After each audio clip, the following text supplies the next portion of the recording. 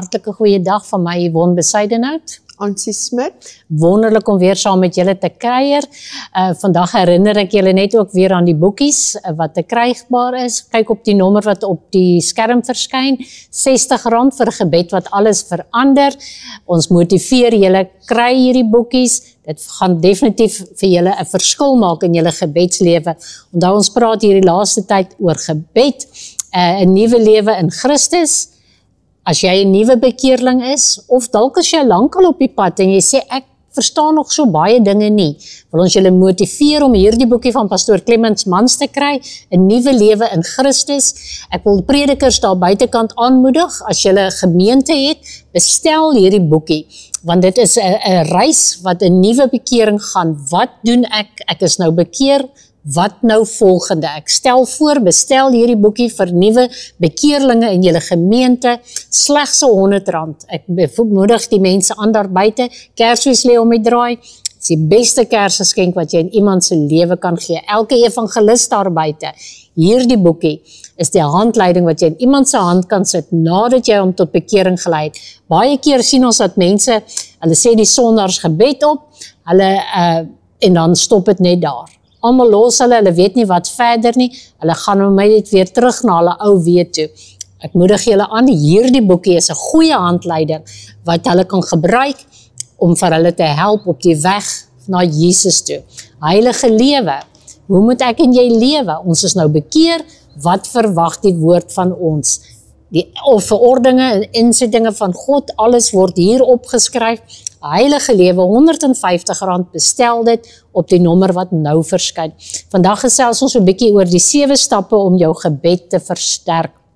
Ons stryd loop soms baie diep en soms verstaan ons nie waardeur gaan ons nie. Ons gaan soms in 'n geestelike woestyn in en ons lewe gaan baie keer gepaard met 'n dorre gebied. En ons kan nie verstaan nie, maar uiteindelik kom dit tog as die besef, dis 'n simptoom van ons gebedslewe. Wanneer ons gebedslewe opskerp en wanneer ons tyd spandeer aan die voete van Jesus, dan kom ons agter, dit was ons eie gevolge, as gevolg van ons wegbeweeg het van God af en sy woord in die gebedstyd, dat ons in hierdie dorre tyd, in hierdie dorre woestyn beland het.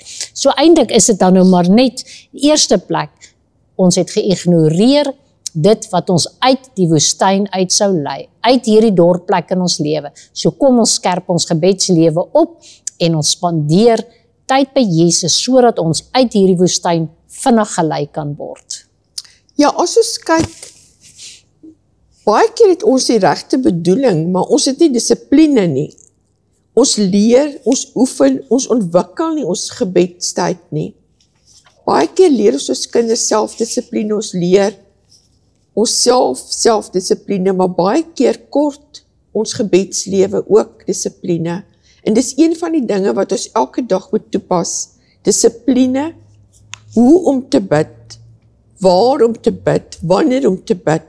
Selfs Jesus se eie disippels het vir hom gevra om hulle te leer om te bid. As ons kyk na Lukas 11:1, Jesus was ergens op 'n plek besig om te bid. Toe hy klaar was, sê een van sy disippels vir hom, Here, leer ons bid, soos Johannes ook sy volgelinge geleer het. Ons sien dat hulle 'n behoefte gehad het, hoe om reg te bid, en dat hulle van hulle Vader gesien het, hoe hy bid. Ons sien die manier waarop hy gebid het. Baie keer het hy hom onttrek, baie keer het hy stil geword, baie keer het hy na 'n eensame plek gegaan, en hulle versoek vir Jesus en sê, Here, leer ons hoe om te bid. So kom ons vra ook elke dag, Here, leer ons ook om te bid.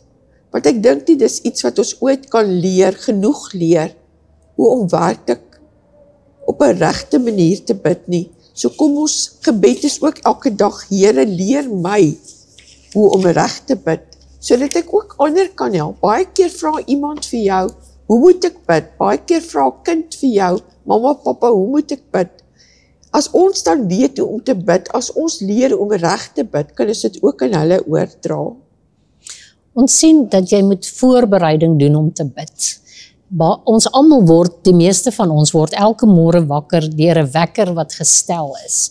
Ons is in daardie roetine, ons staan 6 uur op, ons staan 5 uur op, of wat ook al die tyd mag wees wat jy nodig het om op te staan. Ons sien dat ons ontbyt eet ons 6 uur, of ons ontbyt 8 uur, middagete is 12 uur of 1 uur, die kinders moet gehaal word by die skool 2 uur, hulle huiswerk moet word, kinders word gebad 5 uur, al daardie goeders is dissipline. Jy doen nie net sommer al hierdie dinge en vergeet om jou wekker te stel nie, en die kinders kom by die skool aan watter tyd hulle wil nie, en hulle gaan slaap hoe laat hulle wil nie. Alles is dissipline, alles is voorbereiding. So daarom is dit ook belangrik om voorbereiding te doen vir jou gebedslewe. Maak tyd om te bid, stel 'n alarm, maak 'n nota. En hoe meer jy dit gaan doen, hoe makliker gaan dit word. Onthou, die statistiek leer ons wanneer ons 2 weke na 'n maand, elke dag dieselfde ding doen, is ons in 'n roetine. So daarom wil ek julle motiveer om dit op te stel vir julleself. Sit dit op julle dagbeplanner. Sê, hierdie tyd bid ek. En moenie laat mense kom kuier in daardie tyd nie. Dit is jou tyd wat die Here gemaak het. Mense daag soms op jou, by jou voorstoep op, ongenooid. Maar leer dan daardie mense ook 'n les. Sê, 6 uur is eintlik my gebedstyd, maar jy's welkom om saam met my te kom bid. Ek beloof vir jou, hulle gaan of saam bid, of hulle gaan nie net weer opdaag nie. So kom ons sit die dissipline in en die deursettingsvermoë om hierdie riglyne te volg. Ek beloof vir jou, dit gaan jou hele lewe gaan verander. Nie net in tye van nood nie, maar elke dag, sodat jy kan sterk staan, soos ons in die vorige program geleer het, dat wanneer jy vas staan, dan is jy soos 'n boom wat geplant is by waterstrome. 'n Marathonatleet besluit nie net vandag hy gaan 'n marathon hardloop sonder om te oefen nie. Nee, hy oefen daagliks. Hy begin dalk met 'n kilometer, 'n môre 2 kilometer, en so gaan hy aan. Daarom het ek en jy ook nodig om ons gebedslewe te beoefen. 'n Comrades marathon is 88 kilometer. Ek en jy kan nie net besluit ons gaan nou die Comrades hardloop en ons gaan nie eers 'n punt 8 maak nie, as ons nie oefen nie. So daarom motiveer ek julle om nie op te hou oefen ook in julle gebedslewe nie, maar aan te hou. Ons is almal onfiks en daarom moet ons oefen. Oefen in fisies in jou lewe in vir atletiek of vir watter wedstryd. Ons sien 'n rugby-speler gaan nie net op die veld nie, hulle het 'n streng oefeningsprogram wat hulle volg, en daarom moet ek en jy hierdie selfde ding toepas in ons gebedslewe, dat ons nie Christelik of geestelik onfiks raak nie, maar geestelik fiks. Ja, as ons gaan kyk na die woord, Jesus het deurgaans tyd gemaak om te bid.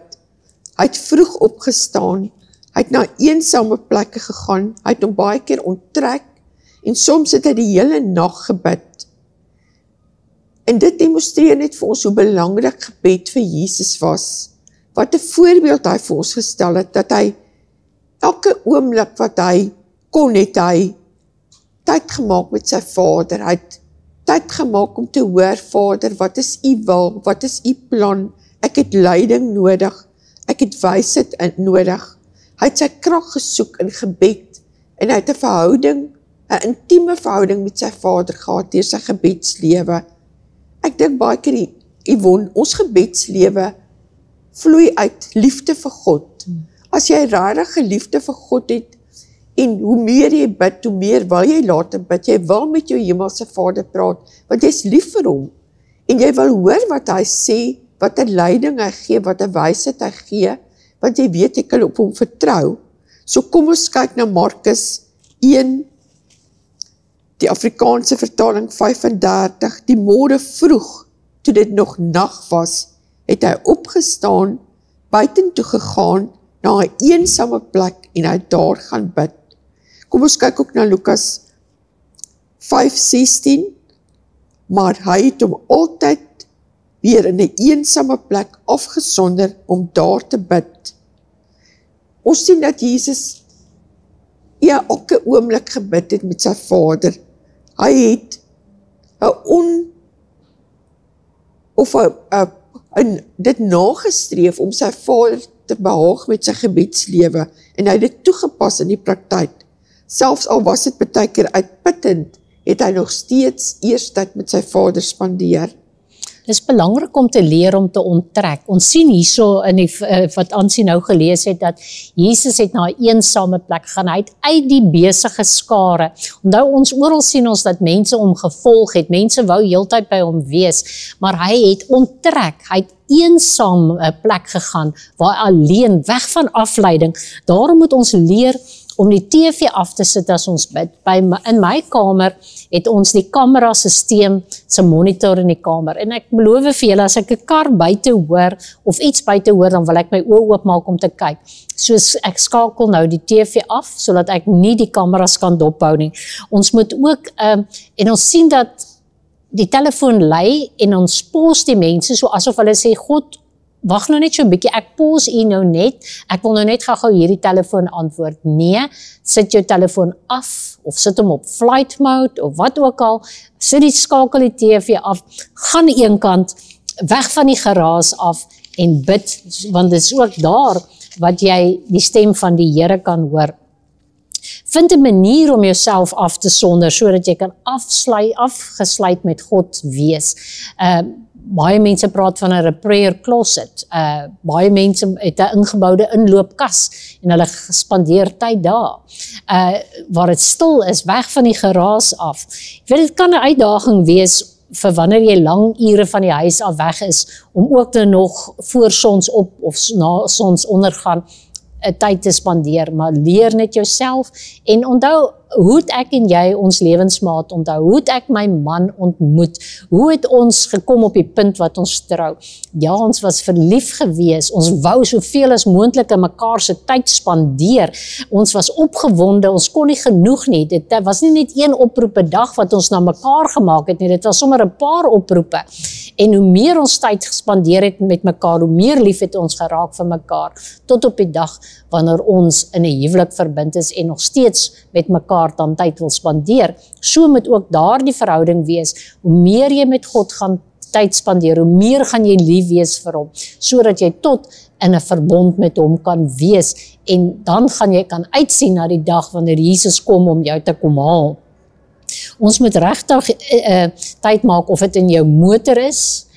Ons seun sê hy ry met 'n motorfiets werk toe, en wanneer hy daardie vals helmet opsit, dan is dit wanneer hy sy gebed aanskakel. Hy praat met die Here vandat hy dit aansit, totdat hy afklim by die werk. En daarom kan ek jou ook motiveer. Ek het self baie tye met die Here gepraat wanneer ek so werk toe ry, en dit was ook in daardie tyd wanneer ek die Here in 'n duidelike stem gehoor praat het. So kom ons bid vir mekaar, kom ons help mekaar, en kom ons motiveer mekaar om in eensaamheid 'n bietjie te bid. Lukas 4 vers 42, 5 vers 16, 22 vers 41 leer ons alles waar Jesus alleen tyd gespandeer het om te bid. Ja, kom ons kyk 'n bietjie na jou gebedsverhouding. Daar's nie 'n regte of 'n verkeerde manier nie, maar neem die posisie in wat vir jou die gemaklikste is. As jy wil kniel, as jy wil op jou lank uitgestrek lê, doen dit. As jy op jou knieë wil staan, maar fokus werklik op die Here. Ons sê altyd, maak jou oë toe, want as jou oë oop is, dan sien jy, jene, hier stof, ek moet nog daar afstof, of hier's nog iets wat ek moet doen. So maak jou oë toe, en fokus werklik op die Here, ook met jou liggaam. Ons kry ons gedagtes stil om te hoor, maar kry ook jou liggaam in die posisie om te kan ontvang. Baie keer sê mense, maar ek bid net saggies. Maar as jy saggies bid, kan jou kop nog steeds, kan jy nog aan baie ander dinge dink. So ons beveel aan dat bid hardop. Fokus werklik op God se woord en bid hardop. Bid die skrif. Baie keer hoor ons van mense wat sê, man, ek lê in my bed, ek bid net saggies. Maar dis ook belangrik, die posisie, baie keer raak jy aan die slaap in die bed, want jy's nie reg in die posisie om te praat en in die posisie om te ontvang nie. So kom ons fokus werklik met ons liggaam ook, hoe om te ontvang, hoe om met ons Hemelse Vader te praat. As jy saggies praat, soos ek gesê het, kan jou gedagtes oral gaan. As jou oë oop is, kan jy ook baie ander dinge sien, wat jou aandag wegvat. En soos jy gesê het, ons moet werklik stil word.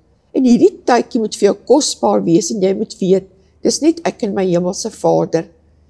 Jy's besig met 'n verhouding, jy's besig om 'n verhouding te bou, jy's besig om 'n intieme verhouding te bou in jou gebedstyd.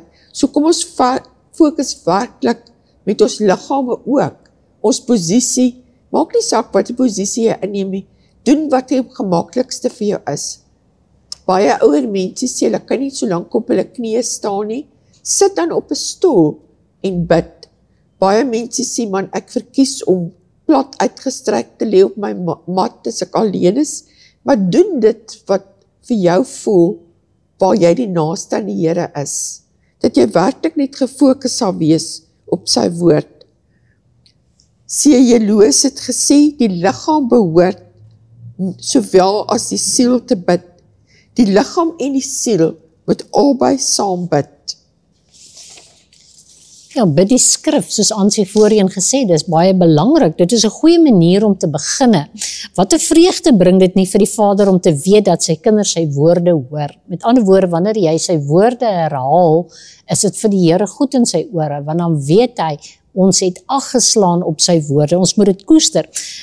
Dit as waar glo en dan terugspreek. Met ander woorde, ons sê dit spreek terug, en ons hoor dit, God hoor dit, want dit is sy eie woorde. Soveel van my woorde skryf, die skrywer hierso is geplagieerde skrif.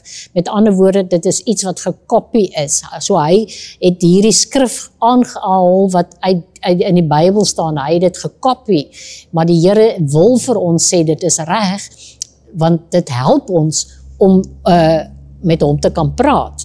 Sonder dat ons eers besef word, hulle die woordeskat van jou gebede skryf die skrywer.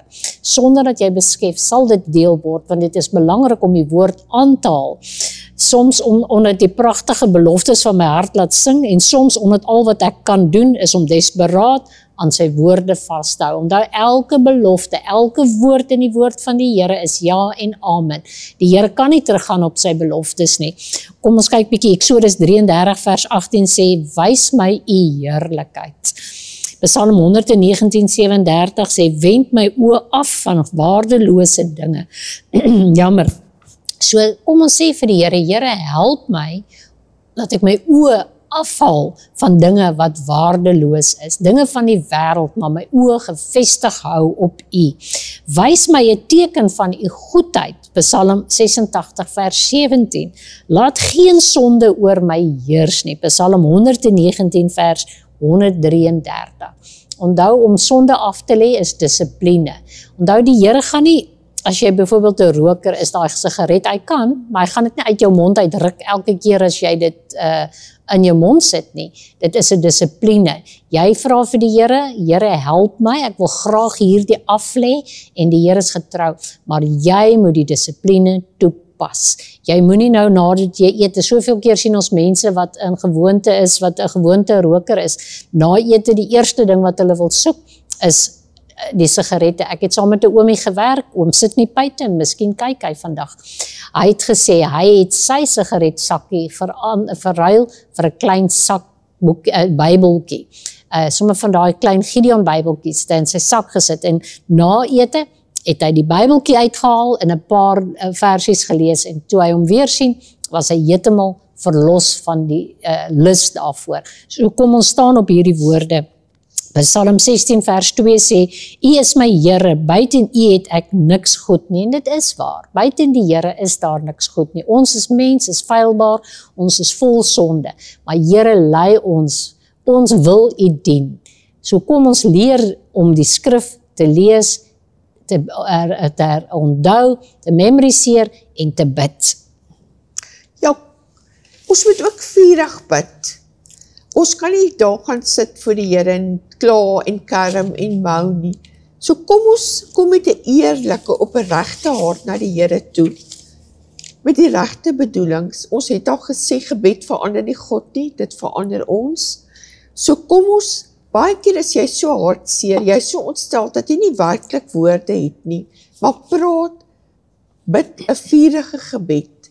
Ons lees in die skrif dat die Here sê, ons moet met boldness na hom toe kom. So kom ons leer, ons maak nie saak wat die omstandighede is nie, dat ons vurig sal bid, dat ons eerlik sal wees. As jy wil huil voor die Here, maar dit ons werklik in daai gebedstyd net alles sal oorgee.